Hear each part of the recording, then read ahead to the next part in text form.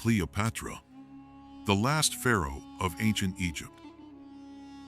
She wasn't just a queen. She was a legend.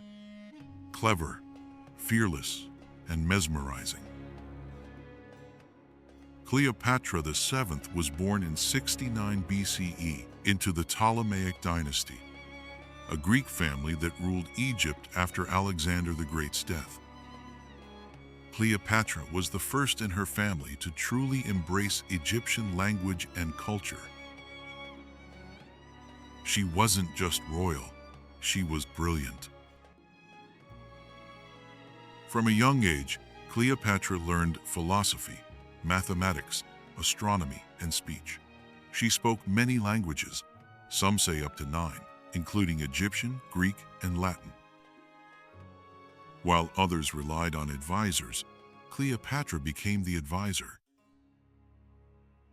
Her sharp mind was her greatest weapon, long before her beauty caught the world's attention.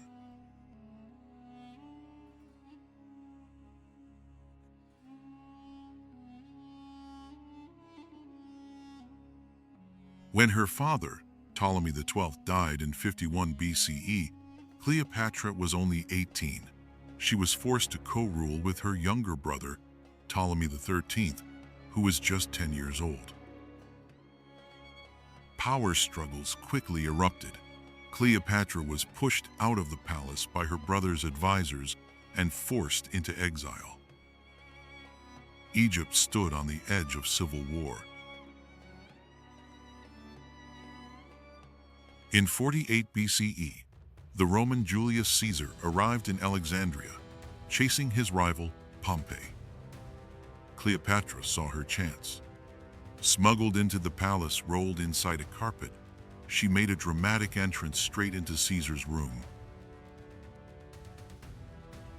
The Roman general was captivated, not just by her charm, but by her wit, intelligence, and courage. Their alliance was more than romance. It was political. With Caesar's support, Cleopatra reclaimed her throne and ruled Egypt once again. A year later, she gave birth to Caesar's son, Ptolemy XV, called Caesarion, means Little Caesar. For the first time in centuries, Egypt had a strong and independent ruler. In 46 BCE, Cleopatra traveled to Rome with Caesarion and stayed in Caesar's villa. It was a bold and controversial move. She was a foreign queen, and many Roman senators saw her as a threat.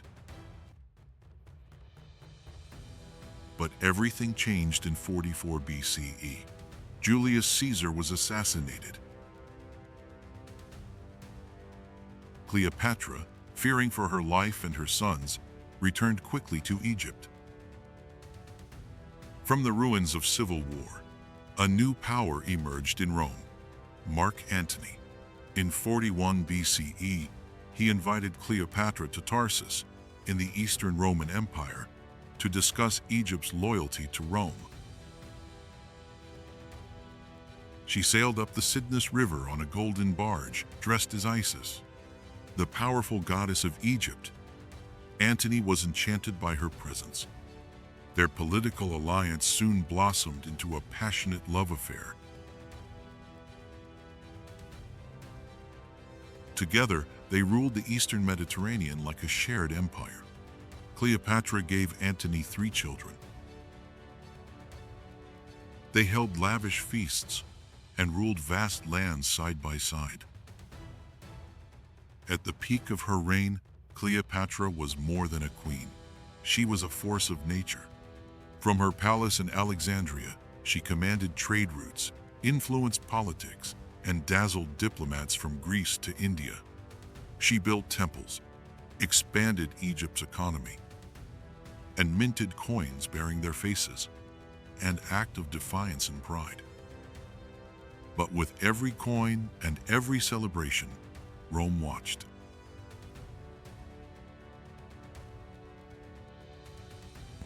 Octavian, Caesar's adopted son and Antony's enemy, saw them as a dangerous threat.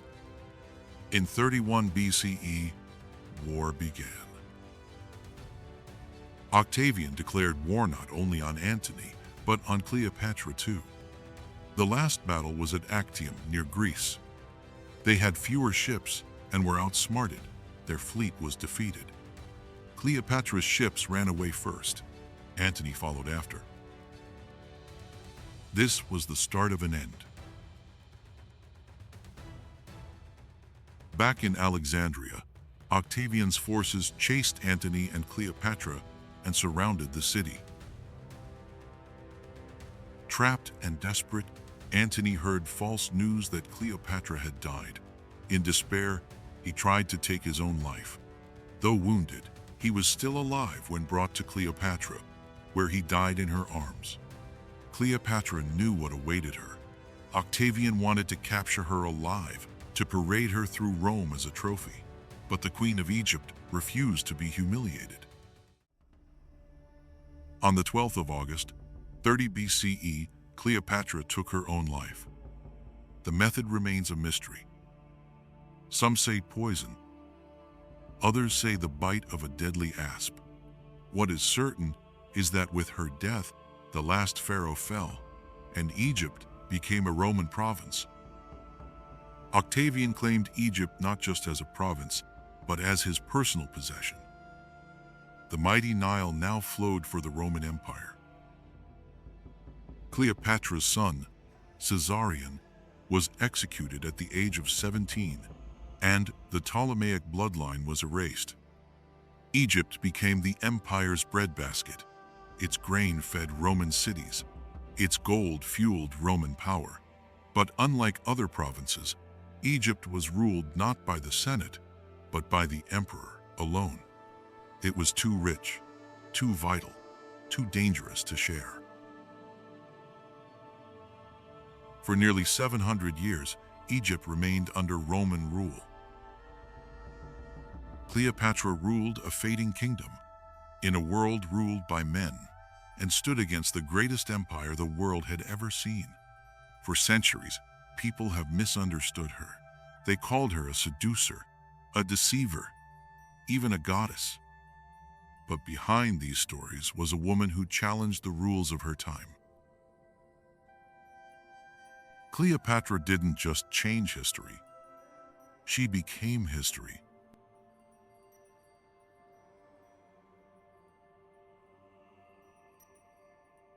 If you enjoyed this video, please like, comment, and subscribe to help us grow. Thanks for watching.